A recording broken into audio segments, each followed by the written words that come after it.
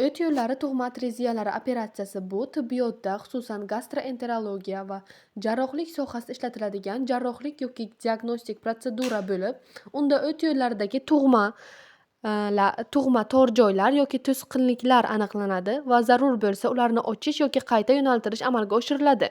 Oddiy qilib aytganda, bu operatsiya o'tning jigar va ichak o'rtasidagi normal oqimini tiklash uchun qilinadi. Qachon qo'llaniladi?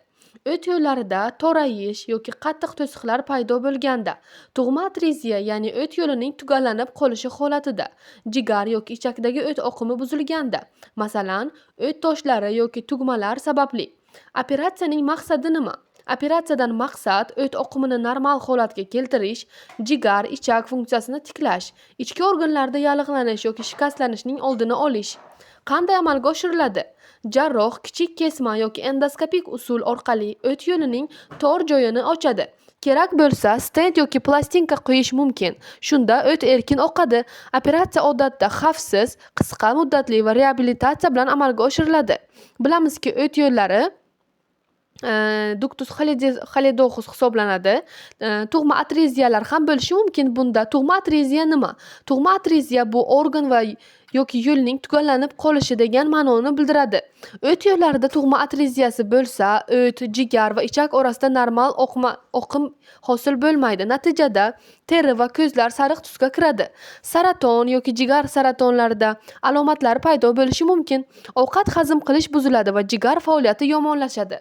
Operatsiyaning turlari. Birinchisi bu endoskopik operatsiya. Kam jarohatli, kichik kamera va asboblar orqali amalga oshiriladi. O't yo'lini ochish va stent qo'yish mumkin.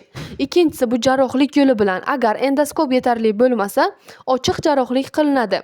O't yo'li kesiladi, to'sqinlik olib tashlanadi va o't oqimi tiklanadi. Afzalliklari. Birinchi afzalligi bu jigar faoliyati tiklanadi, ichki organlarda bosim kamayadi, ichak va oshqozon faoliyati normallashadi, kasallikning murakkablashishi oldini olinadi. E'tibor berilishi kerak bo'lgan holatlar. Operatsiyadan keyin infeksiya xavfi bo'lishi mumkin. Ba'zan stentni almashtirish yoki qo'shimcha tekshiruv talab qilinadi. Reabilitatsiya davrida og'ir ovqatdan saqlanish va dori-darmonlarni muntazam ravishda iste'mol qilib yurish tavsiya etiladi. O't yo'llari tug'ma atreziyasi yana bu kanalni tugallanib qolishi yoki to'rayishi bilan ham davom etuvchi kasallik, ya'ni nuqson hisoblanadi. Nega bu atreziyani bilishimiz kerak? Agar jigar o't faoliyatini buzilgan holatlari bo'lsa, ya'ni ichakka yetib kelmasa, o't suyuqligi, bunda teri va ko'zlar sariq bo'ladi, ovqat hazm qilish buziladi, jigarda turli xil detoksikatsiyalar kuzatilishi mumkin. Operatsiya bizga qanday yordam beradi? Operatsiya bizga tugallanib qolgan yo'lni ochish uchun, kerak bo'lsa kanalning ichiga kichik stent, shunt qo'yish uchun va jigar va ichakning normal ishlashi uchun zarur bo'ladi. Qisqa xulosa, tug'ma atreziya bu o't yo'lining tugallanib qolishi hisoblanadi. Operatsiya bu o't oqimini tiklash, jigarni sog'lom saqlash usuli hisoblanadi. Bu jarayon ko'pincha xavfsiz va tez tiklanish natijasida kelib chiqadi.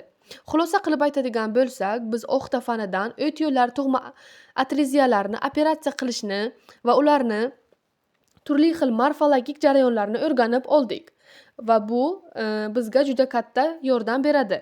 Bu videoni 301-guruh talabasi, davolash fakulteti 301-guruh talabasi Maftuna tayyorladi.